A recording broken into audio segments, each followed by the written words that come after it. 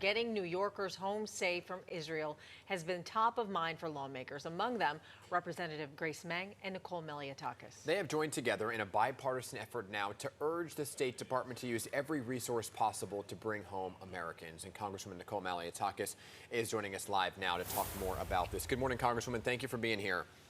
Good morning. So this is so important, right? So many folks really focus on their loved ones who just want to come home. Tell us more about the letter that you and Congresswoman Meng sent to Secretary of State Antony Blinken about this, and have you heard back? Sure. With our diverse population, we obviously have many people who have ties to Israel. And so we are trying to get the administration to do what so many other countries are logically doing right now, get our American citizens home.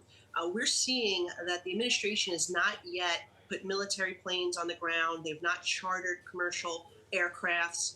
So we've asked for two things. One, if they can help get more commercial aircrafts out of Israel. So many of those flights are being delayed. And we've spoken with the airlines too. They obviously have some liability concerns, but the administration can actually charter those planes. Germany's actually doing that. And so we're asking for the same thing here.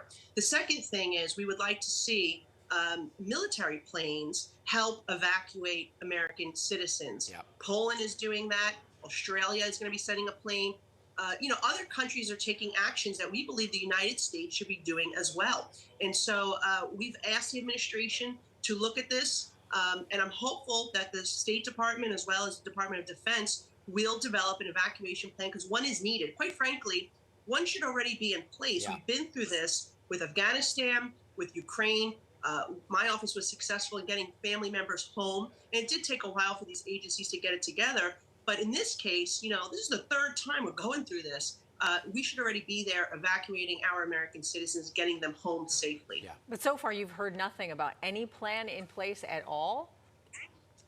So we did not have a positive conversation yesterday. I'll be honest about that with the administration. However, I'm hopeful that that will change in the next 24 hours. It is critical. And now that we are showing bipartisan, great support for members of Congress for our plan, I think that Representative Grace Meng and I can be successful here. Okay. We've also spoken, so people know, with commercial airlines about increasing their flights. There's a lot of questions about that because other countries, their airlines are still operating. We're seeing not a lot of the American airlines operating.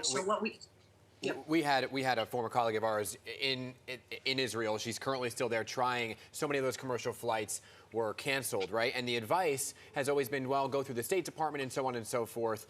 I don't know how many folks from Poland or Australia are actually in Israel. We're laser focused on the Americans. How many Americans are actually there, and what kind of operation would this be to get everybody out?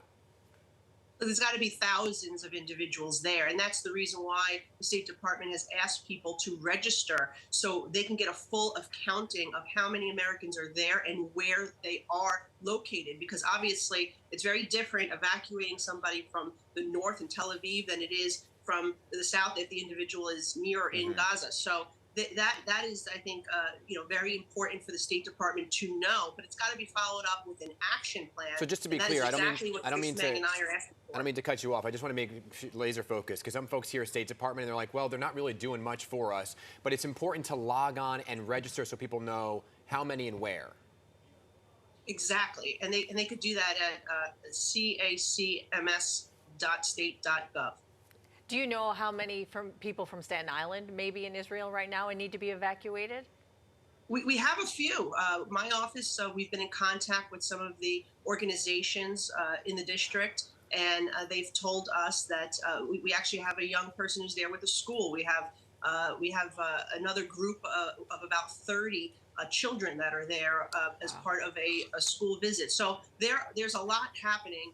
Which is why, we're trying to work with the State Department and the Department. I think the Department of Defense needs to get in there, obviously, in a non-combative way. But the military planes, I think, is an essential piece. The only other thing that the administration could do is charter private planes or commercial aircrafts. I mentioned Germany's doing that. Yeah.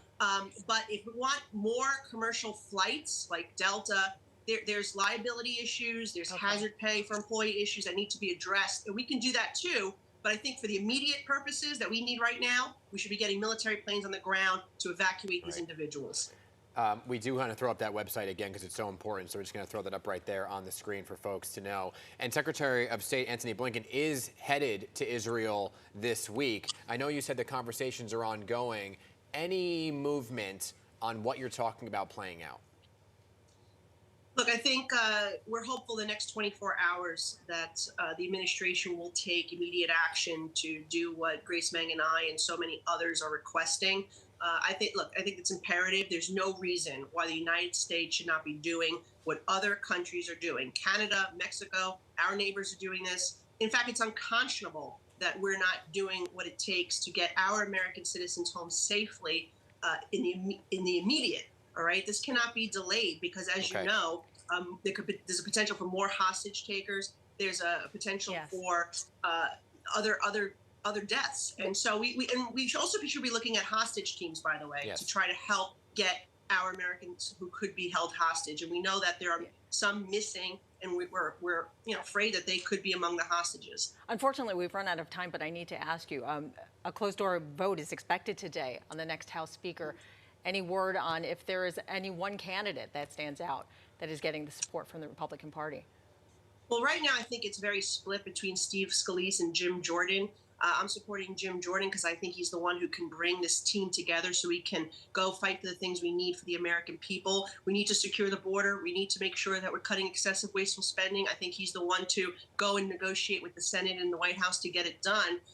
But what's happening right now in Israel obviously highlights why it's so critical this election get done. So whoever comes out of the majority as a majority vote getter today, I will support that person on the House floor. We have work to do. We need to get back on the House floor. Support Israel is the number one thing that we need to do. We need to have a speaker to get congressional aid and humanitarian aid and resources there.